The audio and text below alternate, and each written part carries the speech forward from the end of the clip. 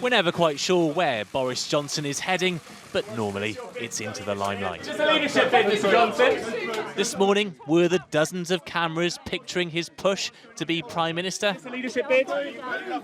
Whatever the answer, he's already leading the conversation. What will we hear from you today? All too soon you'll hear. And whether expecting to love or loathe what he said, some queued for 3 hours just to hear him. Everybody loves him and he has the capacity to win votes more than any politician. And I think the whole queue, if you ask the same question, will agree. Hands up, who thinks Boris Johnson would be a good Prime Minister? No? But inside, this certainly sounded like a pitch for the top job. If we cheat the electorate, and Chequers is a cheat, we will escalate that sense of mistrust. And with enough MPs filling the front rows to defeat the Prime Minister's plan, he led an open rebellion against it. This is not democracy. That is not what we voted for.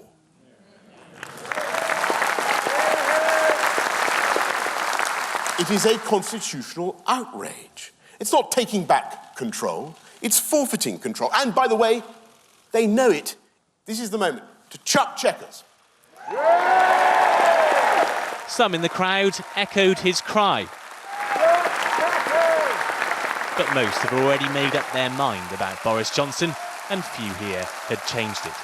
Very impressive. So yes, I think it was. We're very pleased to be there. A leader in waiting? Yes, definitely. No, definitely not. Definitely not. Boris, go home. There's lots of us in here who don't want to see him as leader. You know your son. This is a bit of a leadership bid, isn't it? I completely disagree that this is a leadership bid. This is actually to do with him putting forward a really reasoned objection to the Chequers deal. But there's no doubt his speech will rival Theresa May's tomorrow. And whether or not he wants to snatch the leadership, well, he's already stolen the spotlight. Paul Brand, ITV News, Birmingham.